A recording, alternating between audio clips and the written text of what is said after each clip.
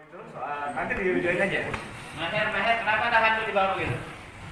Kalau menyangkut pencemaran nama baik, penghinaan harus yang bersangkutan Iya. atau orang lain. Nah sekarang itu setelah dianggap sulit main, maka yang dimainkan soal ucapan. Itu kalimatnya begini lengkapnya nih. Kita ini punya tempat bagus, mahal di Jakarta.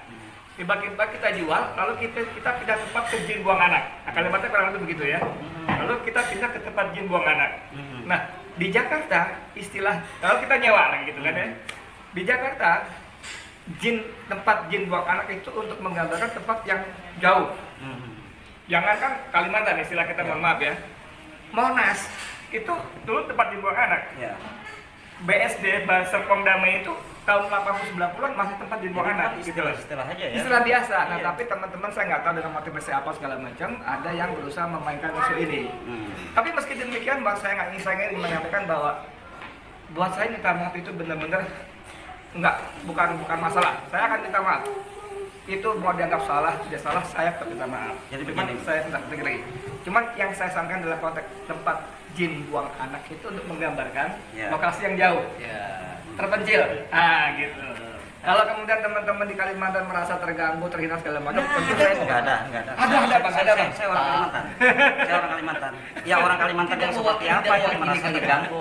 Hari ini kita Nanti Ayahanda mohon juga bicara menghimbau Itu teman-teman tapi ada juga Habib biar Banua biar itu, agak yang tenang Habib itu. gitu kan. Kan bagus. Teman saya Habib Banua, Abdurrahman Bar. Jadi harus minta maaf. Ya udah sama. Minta maaf udah selesai. Tapi ini kan omongan standar aja, tidak ada sesuatu. Setara-setara aja. Saya apa yang masalah ini? Tidak ada masalah, hanya istilah jin buat anak. tempat jin buang anak. Tempat. Jadi itu sama sekali ya, tapi tetap bagaimanapun juga saya tetap minta maaf. Kalau Iya. apa-apa yang ternyata ucapan tadi itu dianggap melukai, Iya. ya. Buat kami di sini di Jakarta khususnya itu istilah yang sangat umum. Sebagaimana juga ada beberapa daerah yang secara budaya umum, misalnya mohon maaf di Jawa Timur ya, dia biasa berkata-kata yang buat orang Solo, wih kasar banget loh, Iya. gitu ya. Dia kau mati kapan gitu misalnya gitu kan. Itu kan maaf. Kurang lebih artinya sialan lu kapan mati lo. Tapi itu kan buat Jawa Timuran biasa banget gitu. Tapi Iya. buat kuping Solo, Jawa Tengah, ih kasar banget. Nah, Jadi pada konteks itu tempat sekali lagi saya ingin tekankan tempat jin buang anak buat kami, saya khususnya Jakarta itu tempat benar-benar hanya menggambarkan tempat jauh. Nggak ada kaitan ada pretensi merendahkan menghina, nggak ada. Jadi buat teman-teman yang ada di Kalimantan, mohon ini dimengerti, pernyataan beliau sebenarnya tidak sejahat yang kita bayangkan. Terus juga apalagi di situ ada kata-kata monyet, itu yang kita Bukan saya itu lagi. itu celotehan di belakang aja. Jadi buat Bang Edi juga tetap terus suarakan yang benar itu benar, yang salah itu salah. Itu harapan. Saya orang Kalimantan, Bang Jali, Pak Hakim untuk mewakili juga Kalimantan. Terus itu ketua kita juga. Jadi terus Ayahanda mungkin ada tambahan, Ayahanda Wahid. Ya, sekarang ini kan isu politik kan isu yang menjadi hangat trending ya. Apapun ucapan itu bisa diinterpretasi dengan berbagai macam cara. Nah, ini kan fenomena kelucuan politik di negeri ini ya. Dan bisa di framing ketika di pihak mana yang ngomong dan pihak mana yang merespon. Iya. Nah, kita lihat yang menanggapi ini kan tahulah semua kan. Saya sebagai seorang akademisi, saya menilai ini itu standar-standar aja dalam bahasa jurnalistik. Tidak ada yang tersinggung. Ya, biasa-biasa saja. Ya mungkin lebih banyak ucapan-ucapan yang lebih Kasar. menyakitkan, yang kasar daripada sekedar apa dikatakan oleh Bang Edi. Bang Dedi. Bang Edi.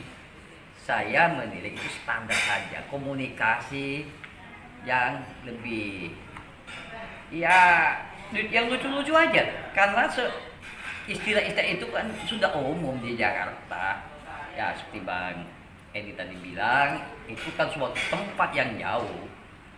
Secara spesifik apa yang tersinggung ya, justru saya mengatakan dalam beberapa YouTube yang saya buat, justru yang saya ingin pertanyakan soal pemindahan ibu kota yang timingnya nggak pas dari mana duitnya, itu yang lebih penting.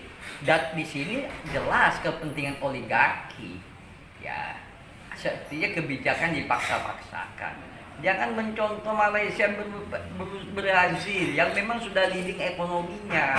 Kita ini mau makan aja rakyat susah akibat COVID, masih banyak yang nggak bisa sekolah, ya masih banyak yang sekolah, kemudian kemiskinan. Itu yang lebih urgent daripada memaksakan pemindahan ibu kota. Saya dalam posisi tidak menolak dan tidak atau menerima posisi saya bahwa ini timingnya tidak pas. Pertama, dari mana duitnya? Kalau kita harus ngemis-ngemis kepada negara, khususnya Cina lah, ya orang semua tahu. Ini kan kita juga akan tersandra oleh kekuatan negara yang mensuplai dana. Jangan sampai negeri kita ini juga kayak di beberapa negara di Afrika yang tersandra oleh kekuatan kepentingan ekonomi global. Nah, kita ini sudah dikuasai oleh oligarki kok. Nah, sumber daya alam kita di Kalimantan ini kan habis dipersembahkan kepada investasi, investor dan oligarki, baik itu oligarki lokal maupun nasional.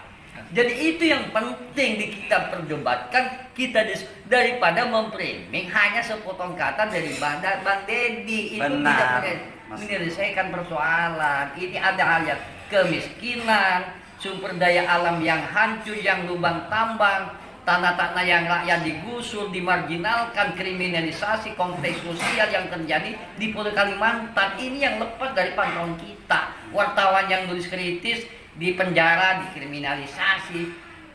Kang Edi, saya tidak melihat itu sebuah penghinaan bagi saya sebagai seorang akademisi. Terima kasih. Wassalamualaikum warahmatullahi wabarakatuh. Waalaikumsalam warahmatullahi wabarakatuh. Ustaz Edi mau minta maaf di sini sekalian. Saya coba deh, bahwa saya tetap minta maaf. Dianggap menyalahi atau tidak menyalahi, tetap saya minta maaf. Ternyata itu membuat ada kesalahpahaman. Tapi sekali lagi saya ingin ulangi bahwa tempat jin buang anak buat kami di Jakarta khususnya itu hanya menggambarkan betapa jauhnya tempat itu. Sekali lagi buat contoh lagi ya, Monas pun disebut tempat jin buang anak. Serpong, Bintaro, BSD itu dulu tahun 80-90-an tempat jin buang anak. Ya, gitu aja. Makasih ya, banyak. mungkin karena saya tadi tidak menyebut, orang mungkin nanya ini siapa yang ngomong ini. Saya Dr. Haji Muhammad Wahid As'ad MSI. Saya tenaga pengajar pada Fakultas Ilmu Sosial dan Ilmu Politik Universitas Islam Kalimantan, Direktur Pusat Studi Politik dan Kebijakan Publik Banjarmasin Kalimantan Selatan. Terima kasih.